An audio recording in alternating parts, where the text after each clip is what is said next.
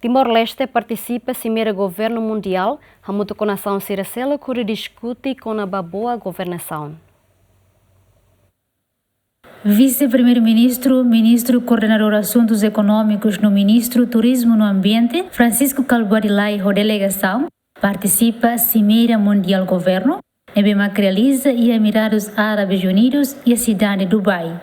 E a NB participa o governante Sira, a nação Sira e a nível regional no mundial. Cimeira refere ao tema forma governo Sira e futuro, no lihusi sormutune, halibur governante, a entidade Soto, onde identifica no busca solução inovativa para o desafio Sira e ao futuro.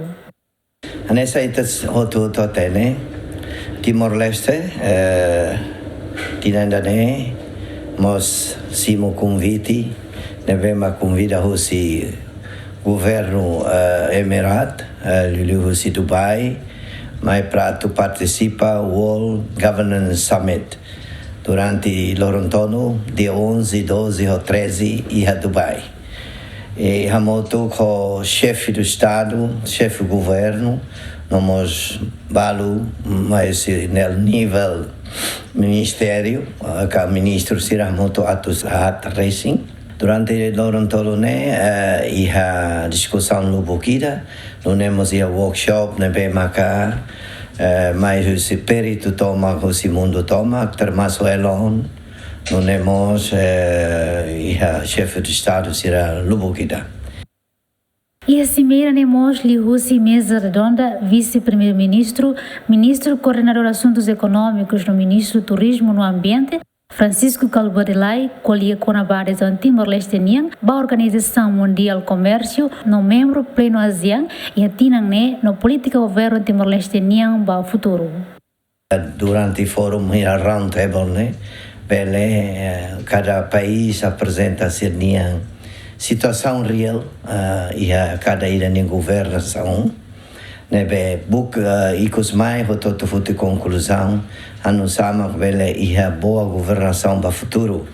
Nebe futi conclusão kata areba futuro ida maka hototo sente kata tecnologia no mo científico é importante para futuro e colhemos a digitalização nebe maka horas quase país barbara que implementa no sistema de digitalização aí colhemos transparência não temos a boa governação e país nebe maka está colhendo developing country precisa ter atu halo na fatin capacitação a recurso humano ninha.